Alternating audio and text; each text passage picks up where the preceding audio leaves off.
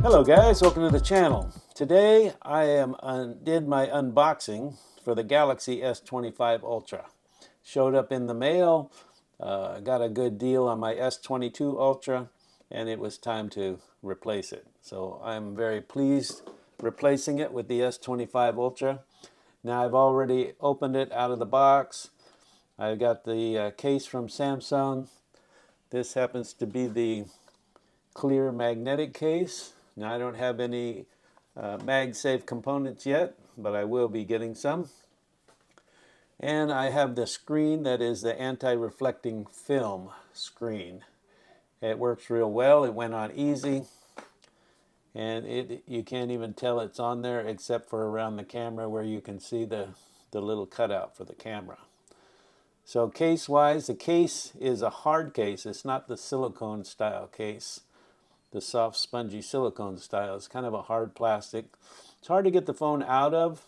You have to really work to get the phone out of this case. And how you have to do that is you have to kind of spread it at the bottom because there's a cutout right here, and that's about the most flexible place on the case. I like the metal style ring around the camera bump, and it fits really good. Got the magnetic circle right there. Clear, you can see the titanium blue silver blue. It's not much. It's like some say it's more of a tint than it is a color, solid color, but it looks real nice. I always get black, and the black is really premium looking, but I'm tired of black. It was time to get something different. Now, compared to my S22 Ultra, the flat sides are easier to pick up, definitely easier to pick up. The S22 Ultra was very curved and very sleek and very thin feeling, but it was very slippery in the hand. So I'm doing better with one-handed on this phone this time around. The screen on the S25 Ultra is awesome, and the processor speed is great too. Now, since I'm not a gamer, I was wondering where the processor would show up, the processor speed, how it would work for me. So what I found out is on my security cameras, it pulls up really fast. It's just immediate. It's just the quickest I've ever seen on my security cameras, which I really like. Speed-wise, the processor on this one, I noticed on maps. Yesterday when I took a trip and I was using the navigation just jumps. It's like you get your turn by turn quicker than I did on the S22 Ultra. Now it took me a day, 2 days to set up all my passwords and my apps and for my DJI drone and my DJI Mimo. Now this vertical drawer app, I switched it to vertical. I had this back, I don't know whether it was the Note 9 or I think it was the Note 9 or the Note 20 that had the vertical drawer, so that's not new. Kind of reminds me of my old iPhone 4S, only bigger.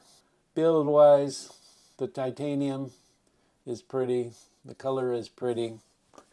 It's a handprint magnet that's clear, keep that in mind. But the blue, silver blue, changes to different colors as you're looking at it. I think it's very pretty. So what else did I notice? The maps, my security cameras, Bluetooth. So I got the buds. I got the Bluetooth buds that came with the S22 Ultra. These are the ones that came with the S22 Ultra. Now these seem to not have a very good distance with the S22 Ultra. I mean, sure, you're in the same room, it worked fine, but with the S25 Ultra, I was able to walk through 2 rooms into the other end of the house and still have a good signal. I was still getting audio. So there's something improved, I would say, with the strength of the Bluetooth on the S25 Ultra. There is always something that doesn't work when you change the phone.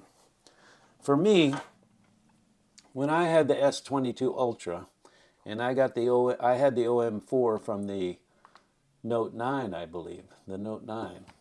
So when I got the OM4, I think I was on the Note 9 or the Note 20.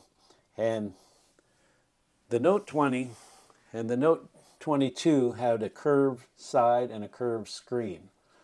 And this OM4 gimbal from DJI, it was the first time that my Android phones that somebody really made a perfect clamp for, because normally they cater to Apple.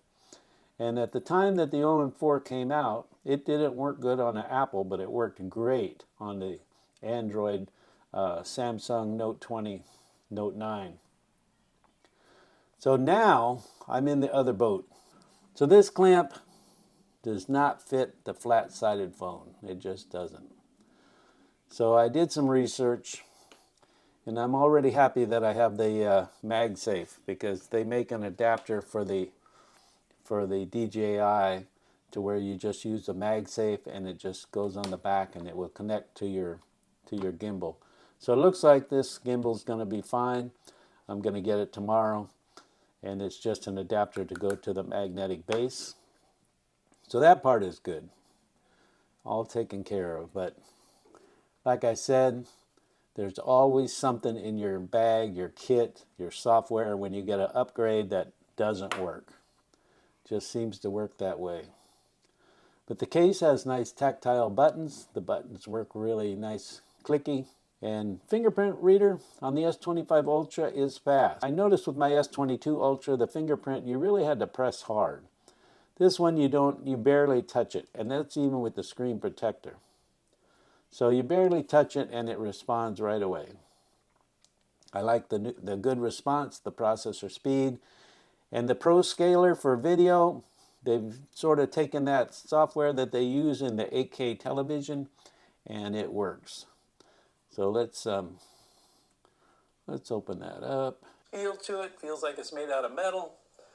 Nice, glossy finish. The speakers, that's what I want to say. Buttons. The speakers on this are excellent. The sound quality and the volume is it's just a big step up from my S22 Ultra. And I noticed that right away. I'm like, wow, the volume is just hits it out of the park, and the sound quality is great. And the screen, now the S22 Ultra had a good screen, but this one is really nice.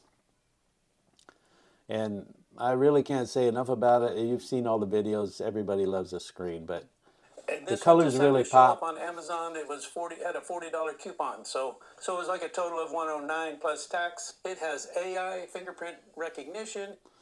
So this is just my, I've had it since Thursday. This is Saturday, so I've been setting it up for 2 days. My first chance to even get it on film. Screen-wise, color-wise, oh, let's talk about the camera. The camera is awesome. The colors are just beautiful. And I sent my wife out in the garden with the granddaughter, and she was testing out the camera and the colors. Now I have it on vibrant, and I'm just loving the colors on this camera. And the focusing works great. Now, I'm not trying to sell you anything, of course. I'm just reporting on what my experience is. Now, my wife did a cutout of the plant there, and it cuts the edges really sweet. And it also does bokeh. It does portrait bokeh really nice. It's taking beautiful images. Beautiful. I have no complaints. So she did that on purpose. And there's the reverse with her in focus. I mean, the bokeh from this camera is sweet. All the channels, some of the channels that you see, they don't do the camera justice. And I don't know how this is going to look, because I'm filming it instead of doing a screenshot. Instead of downloading the photo, I'm showing you right on the screen what it looks like. Now the detail is really good. And this is a JPEG 3000 by 4000. So that's the camera.